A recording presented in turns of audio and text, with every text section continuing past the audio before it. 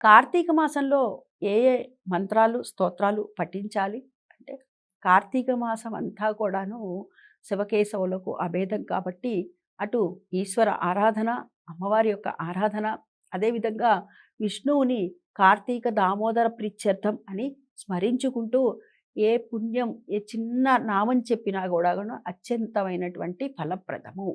అదేవిధంగా మనం విష్ణు సహస్రనామం చెప్పుకోవటం, అదేవిధంగా కార్తీక పురాణాన్ని చెప్పుకోవటం, కార్తీక పురాణం మనం చదవలేకపోతే వినటము ఇత్యాదులన్నీ కూడాను అత్యంతమైనటువంటి ఫలప్రదము. అంటే మనకి విశేషమైనటువంటి ఫలితాన్ని ఇస్తాయి. అదే ఈశ్వర ఆరాధనకి విశేషమైనటువంటి మాసం కూడా కాబట్టి, ఈశ్వరుడికి సంబంధించినటువంటి లింగాష్టకం, అదేవిధంగా బిల్వాష్టకం ఇవన్నీ మాకేమీ రావండి అనుకున్న పక్షంలో శంకరా హరోం హర అన్నా చాలు, ఆయన సంతుష్టుడైపోతాడు. కాబట్టి స్వామికి సంబంధించినటువంటివి ఏవైనా చదవగలిగితే స్తోత్రాలు చదవటం, లేని పక్షంలో వినటం కూడా తత్ఫలితమే ఉంటుంది.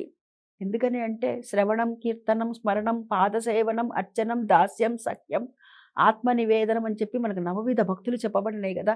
కాబట్టి అందులో మనకి శ్రవణం, వినటం కూడా చెప్పబడింది. వినటం కూడా తత్ఫలితమే వస్తుంది.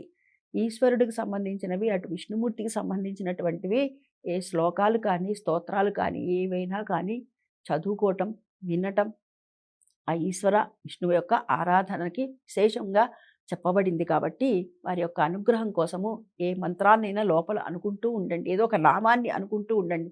మళ్ళా మంత్రం చెప్పాలి అంటే గనక కొన్ని నియమాలు ఉన్నాయి. నామం చెప్పటానికి నియమాలు లేవు. మంత్రం మననాత్ రాయతే ఇది మంత్ర అంటారు.